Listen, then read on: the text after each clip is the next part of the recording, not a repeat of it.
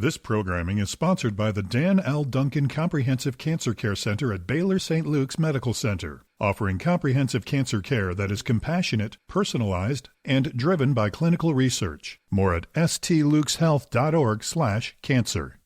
This is the Engines of Our Ingenuity, made possible by the Friends of KUHF Houston.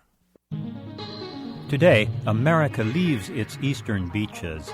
The University of Houston's College of Engineering presents this series about the machines that make our civilization run and the people whose ingenuity created them. I'm back from a trip to eastern Massachusetts, that virtual museum of early American settlement. A large red frame building in Newburyport has the number 1654 over its door. That's not an address, but the year it was built. Then I noticed this 350-year-old building is no log cabin. It is a comfortable European house. A small, almost hidden sign on old Route 1 back to Boston says, First Fulling Mill, 1643. Out front is a fake water-driven mill, an abandoned tourist attraction. But off in the woods, unmarked, is the original mill dam, built only 23 years after the Pilgrims landed. It still diverts water from a stream into the mill race. European water wheels had been used for 800 years by 1643. They took on back-breaking human tasks. Grist mills ground grain, sawmills cut logs into boards, fulling mills pounded wool for hours in hot soapy water to clean it, remove oils, and pre-shrink it. Mills had to be a first order of business here. I'm surrounded by imported technologies and institutions. In downtown Boston, I find another one. It's the Athenaeum, a lovely private lending library built in 1807. You can still borrow books from its collection of 750,000 volumes for an annual fee of $100.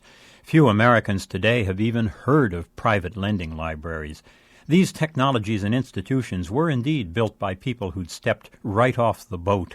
Just as most machinery for those water mills was made in England, so too were the institutions of the New World. Harvard and some of the fine private academies were audacious yet successful attempts to recreate English education in the new American outback. What I'm seeing is a beachhead, still equipped with material and ideas from the mother country. The machinery of civilization would clearly have to mutate into something new. Education, technology, and government would have to adapt to different resources, a different climate, and a wholly new mix of people. The colonists who struck off into the West sped that process. They had to sever the umbilical cord with Europe and recreate earlier and more primitive technologies from scratch.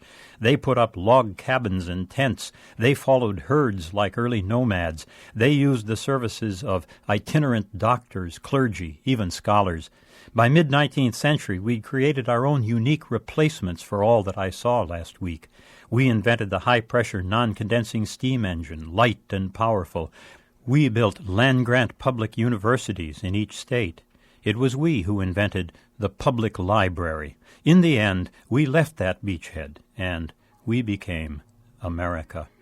I'm John Lienhardt at the University of Houston, where we're interested in the way inventive minds work.